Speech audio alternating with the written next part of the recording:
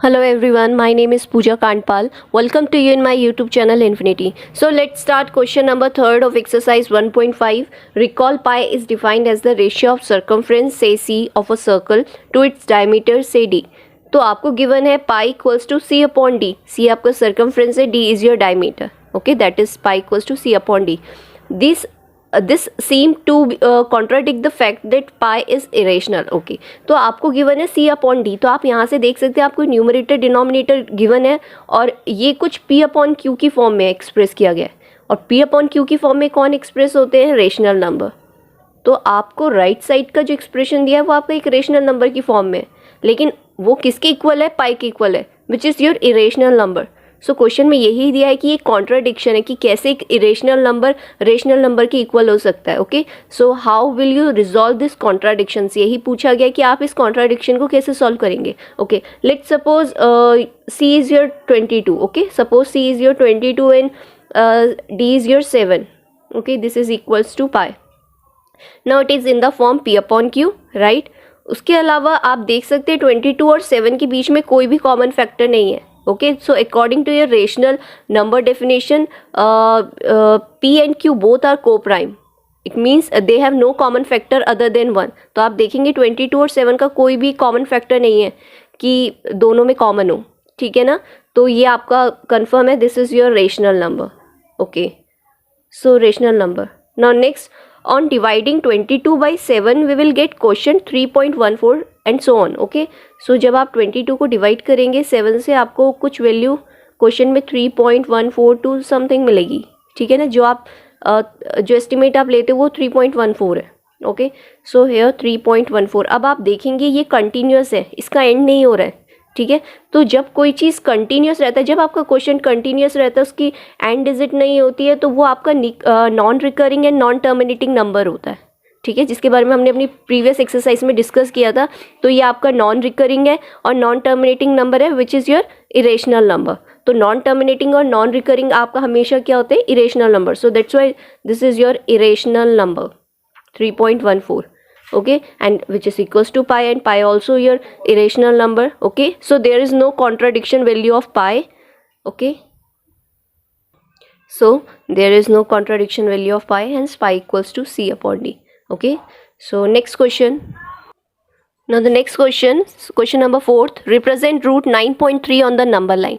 आपको रिप्रेजेंट करना है रूट 9.3 को नंबर लाइन पे. ओके, सो पहले हम समझ लेते हैं रूट 9.3 का मतलब क्या है. सी, अगर मैं रूट 4 लिखती हूँ तो ये किसके इक्वल होता है? 2 के इक्वल. रूट 9 लिखती हूँ इट इज़ इक्वल्स टू 3, है ना, क्योंकि 2 2 ज़ा 4 होता है, 3 3 ज़ा 9 होता है. तो 9.3 रूट में है तो ये किसके इक्वल होगा? It will be equals to 3.049. तो इसको हमें रिप्रेजेंट करना है नंबर लाइन पे. Okay, so first we need to draw line of 9.3 centimeter. आप इसे ड्रॉ करेंगे with the help of scale. ठीक है, आपने स्केल से एक 9.3 का लाइन ड्रॉ करनी है. ओके, तो जब आप लाइन ड्रॉ कर लेते हैं 9.3, उसके बाद आपको इस पॉइंट से 1 सेंटीमीटर और ड्रॉ करना है. ठीक है, आप उसे एक्सटेंड करेंगे 1 सेंटीमीटर. तो ये एक्सटेंड कर लिया 1 centimetre. Okay, now suppose this point is your B. Okay, अब आपको इस लाइन की ए बी का आपको परपेंडिकुलर बाइसेक्टर ड्रॉ करना है. ठीक है, तो आप किस तरीके से करते हैं? सी, मोर देन हाफ लेते हैं. ओके, मोर देन हाफ लेके एक ऊपर ड्रॉ करा आर्क, एक नीचे.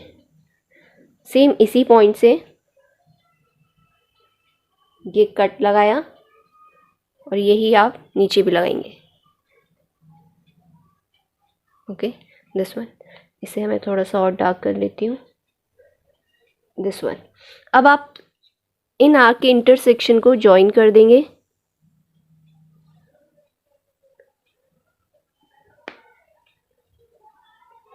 ठीक है, नाउ ये जो आपका मिड पॉइंट मिला है, ये आपका मिड पॉइंट है. ठीक है, suppose this is your mid point M. अब आपको इस मिड पॉइंट से लेकर A तक की डिस्टेंस मेजर करनी है, दिस वन. ओके, ये आपको डिस्टेंस मेजर करनी है और इसके थ्रू आपको एक सेमी सर्कल ड्रॉ करना है.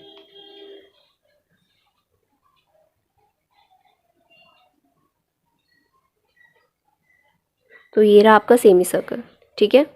उसके बाद नेक्स्ट स्टेप में जब आप सेमी सर्कल बना लेते हैं, आपको ओ पॉइंट से एक 90 डिग्री का एंगल बनाना है, तो आप डी यूज़ कर सकते हैं। सी, ये डी लिया तो 90 डिग्री का एंगल आपका ये बन रहा है, ओके।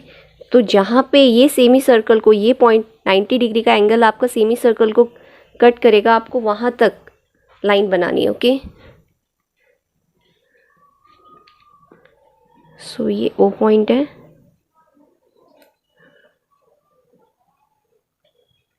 ये बन गया आपका 90 डिग्री का एंगल, ओके।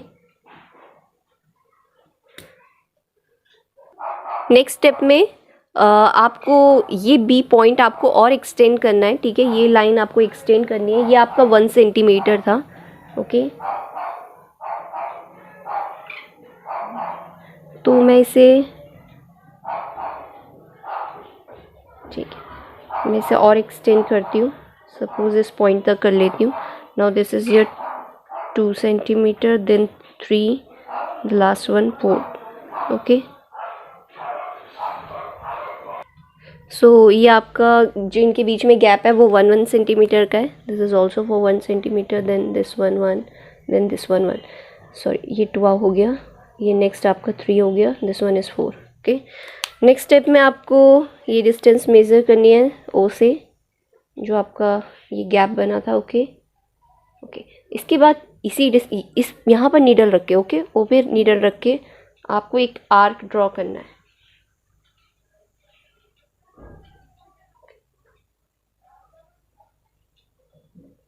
ओके। सो आप देखेंगे कि जो आपका 3 था, ओके, दिस ये 1 था, 2 था, तो जो आपका 3 था, ओके, तो ये यहाँ पे आपका आर्क कट हुआ है। तो आपने जब स्केल से मेज़र किया था, 0 से 1 ये था, 1 से 2 इस पॉइंट तक था, 2 से 3 यहाँ तक था, तो ये 3 है। ये आर्क आपका 3 से थोड़ा सा आगे लगा है, तो मैंने आपको बताई थी वैल्यू 9.3 की वैल्यू 3.049 है, तो ये आपका √3 है, सॉरी √9.3 है ऑन नंबर लाइन, ठीक है। So I hope this is clear to you. Thank you for watching.